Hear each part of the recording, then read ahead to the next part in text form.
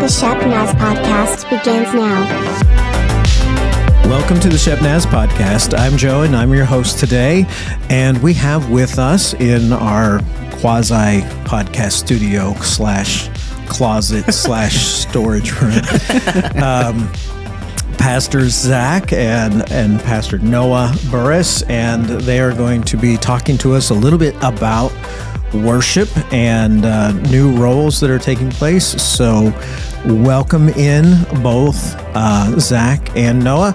Zack, why don't you take it over here? Absolutely. Thanks, Joe. Well, again, welcome to the Shep Naz Podcast.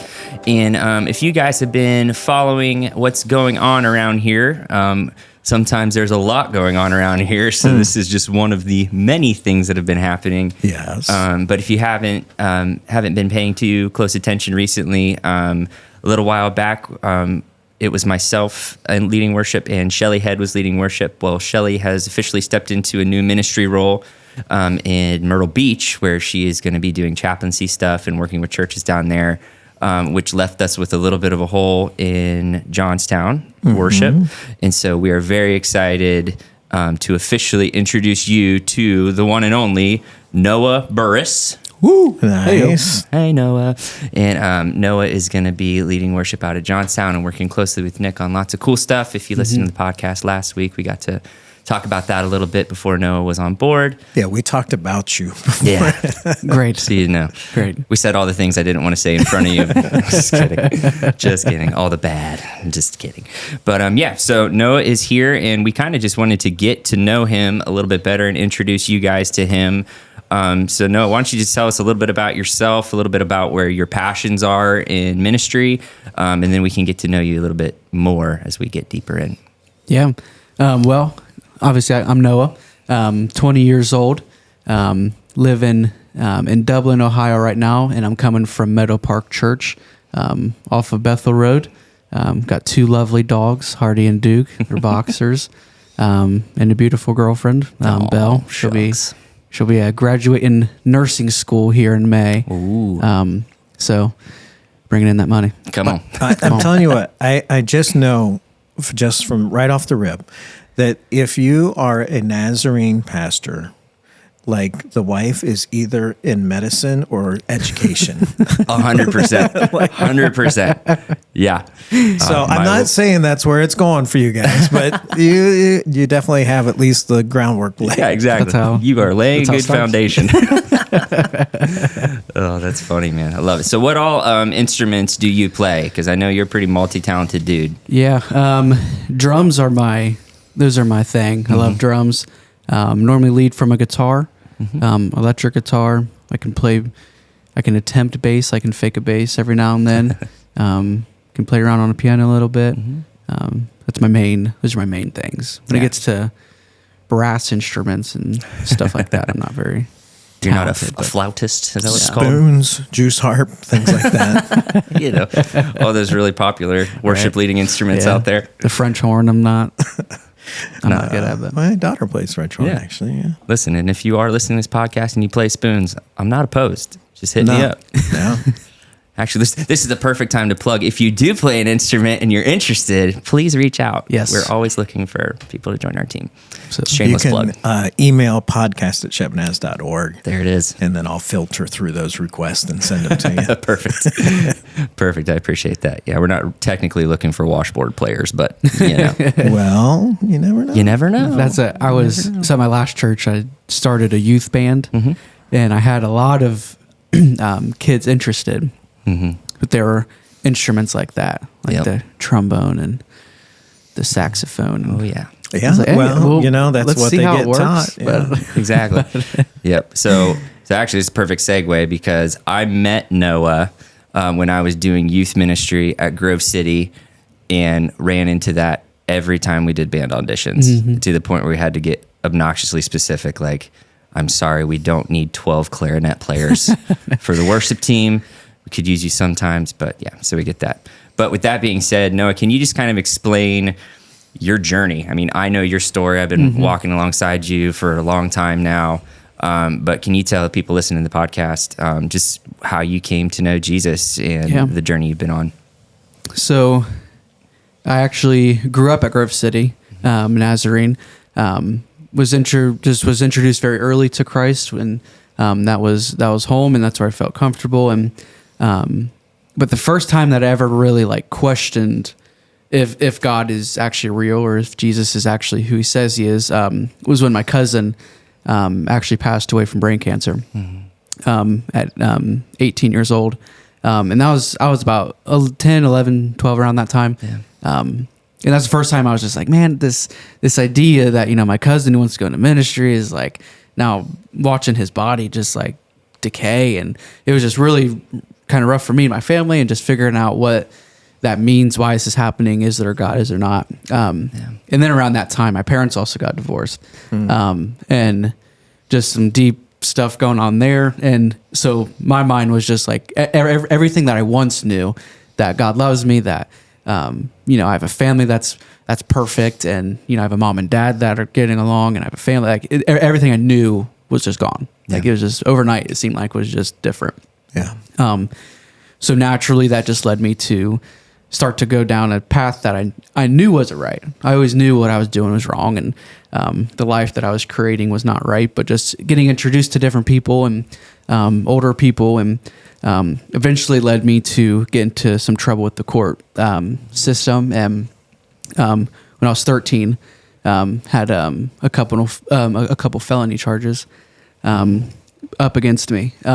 And just during that time, man, it was just everything just was all at once. And, I just felt so much shame and guilt because I'd hurt people. And just that shame and guilt, just like, dang, what parent would want their 13-year-old son to like introduce as like a felon? Sure, that's just so, as a 13-year-old is just trying to figure this out was just so crazy.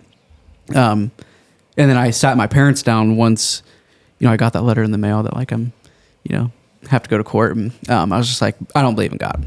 Like if there's a God, there's no way this God that I've heard about is the same God that's doing this to me, but just how God works. I was in church that next Sunday, and I've always felt this connection to worship. I've always even when I was younger, I've always wanted to raise my hand and always wanted to worship. And so during that worship time, I actually went down to the altar, and a man named David Morrison from Grove City, Naz, came and prayed with me and came and prayed with my family.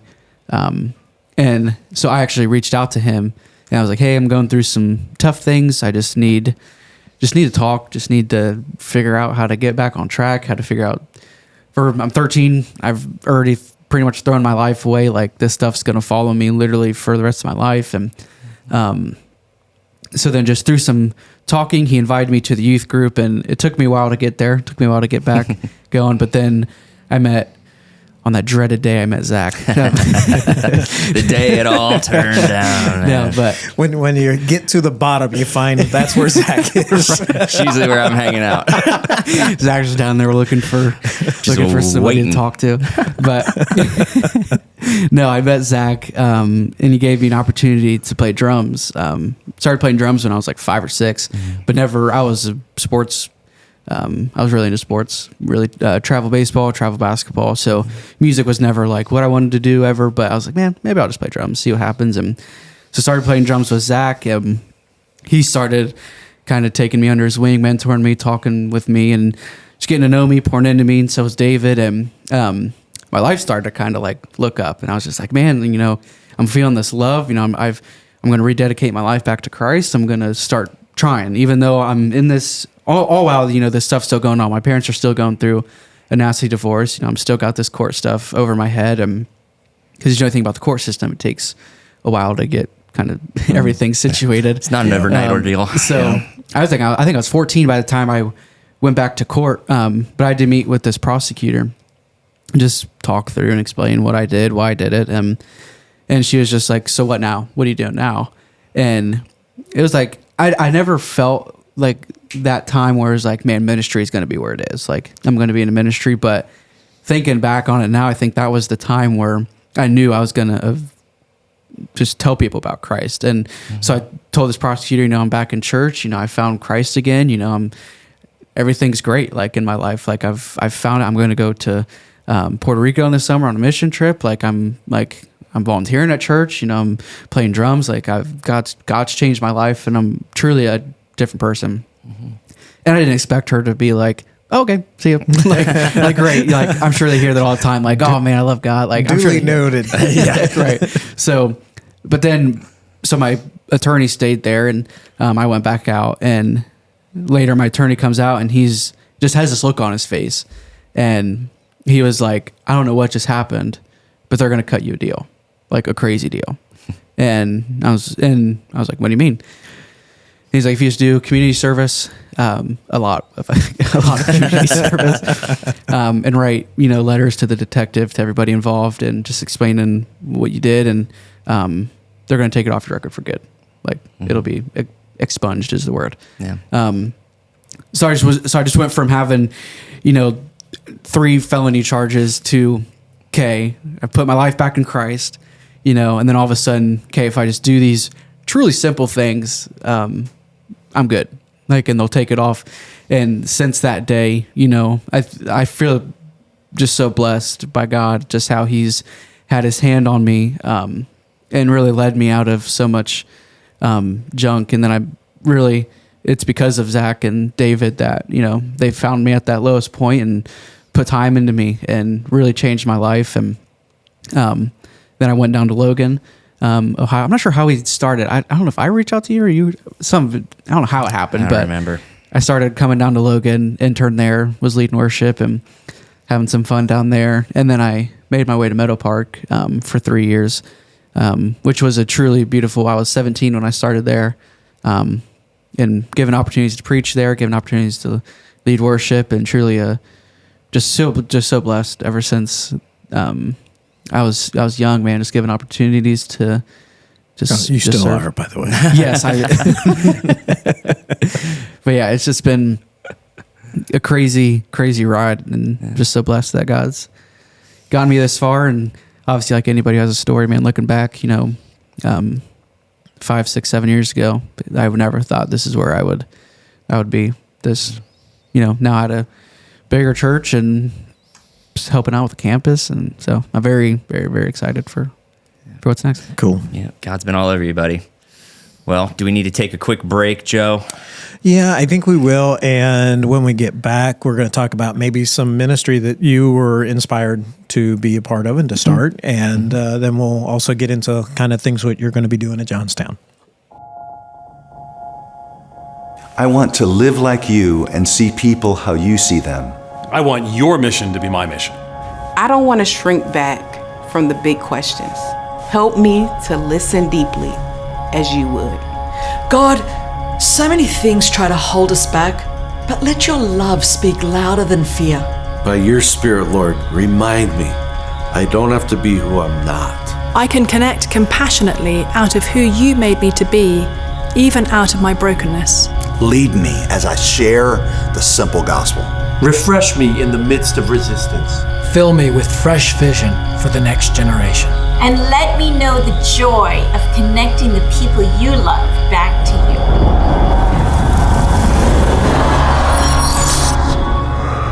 Fear and discouragement can cause us to shrink back from sharing the good news, but spiritual openness is rising in the U.S.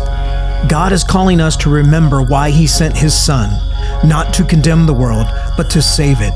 If you'd like to learn more how to share your faith or sharpen up your skills on how to share Jesus with others, please join Pastor Rob starting Wednesday, April 3rd in the sanctuary for an 8-week class on sharing your faith.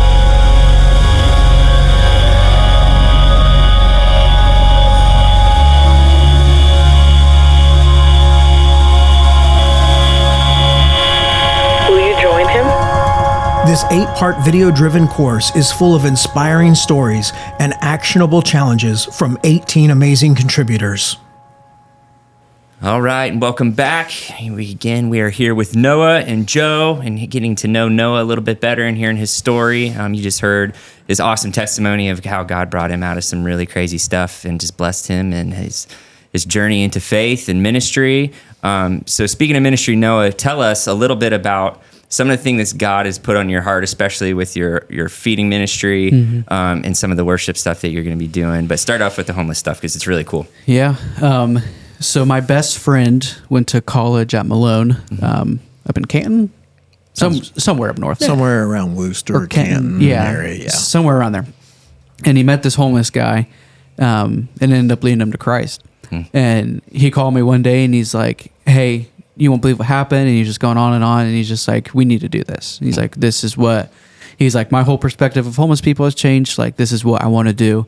And he's like, "I need your help." And I was like, well, I've never thought about homeless really ministry, and I was like, so I need to pray about it, because I didn't have a desire at that time to really dive headfirst into this. But just through prayer and planning and figuring out what it would look like, it was like all of a sudden, like just this desire and this burn in me, like started to help these people and help people that are, living on the streets and living in the woods. And so we started by just getting a bunch of gift cards and walking around downtown Columbus, like off of Gay Street and 3rd Street, 4th Street, like they're just walking all these blocks to try to find homeless people, give them a gift card, just sit down with them, talk to them, just hear how they got there, what they're doing, and how they are. And ended up getting a bus ticket for this lady to get to court up in Cleveland. And so just cool things started to happen there. But I knew of a guy named Fred Reeser of Jordan's Crossing, and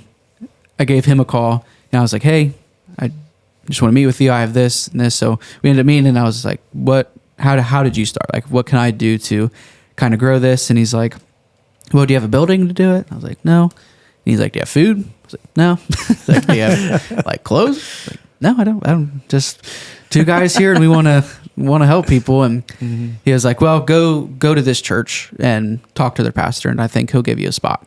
So I go there and meet with them, and he's like, "Yeah, we have a parsonage out back." He's like, "I only use it one day a week. You can have it. Like, you can use it." So I have this whole like parsonage full of like clothes and shoes and toiletries, all this crazy stuff. And then Fred was like, "So the food situation," and he's like, "I'll give you everything you need, all the meals you need, everything. I'll just give to you." And I was like, "Okay." And he's like, "And then you can just sit out front of that church, and the church is in the Hilltop area, and just go and do it." And I was like, "Well, we've only started this in a month, and now I have a building, I have all this supplies," and he gives me clothes, gives me everything I need.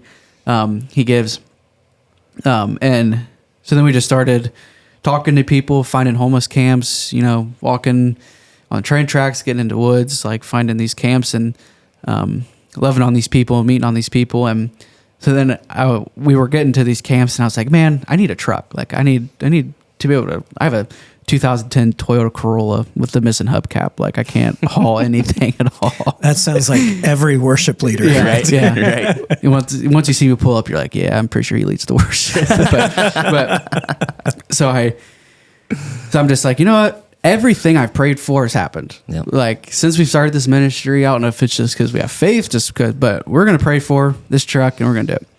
And a couple months went by, and I get this call from this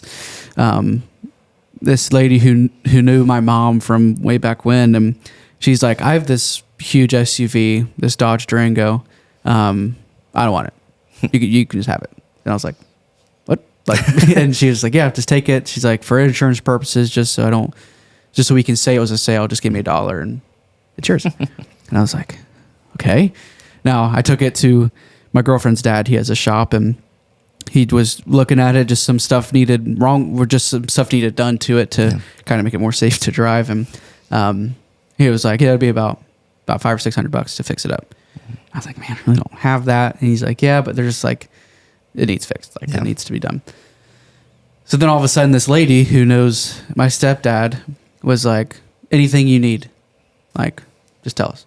Because they run this company, and just wrote me a check to get all this worked out with the truck. And it's just like stuff like that, like, is happening every time I'm down. Like, every time I'm down there, every time I'm like, stuff is just popping up. Stuff is just like, we needed this air pump for this slip and slide that we did for a VBS down there.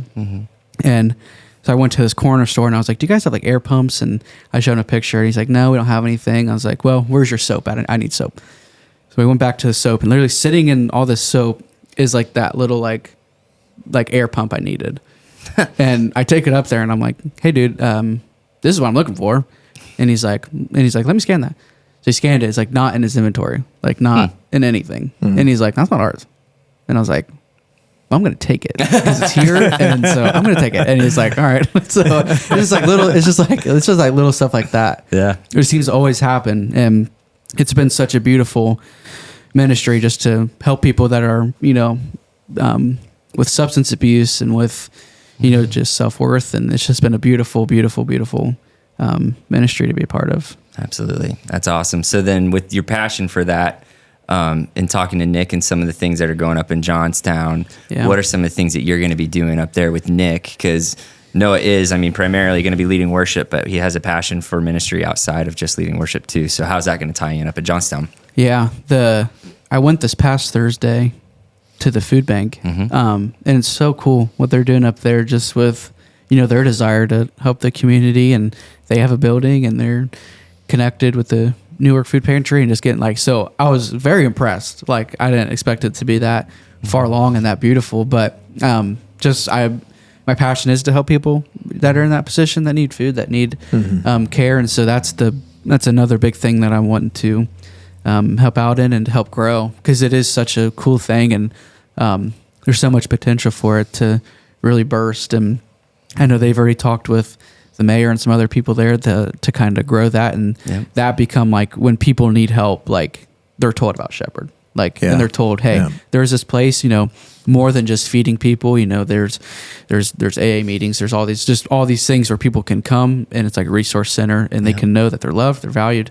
And it's great that we feed them, but more importantly that they're used and that they're told about Christ, and that they're just felt loved by Christ.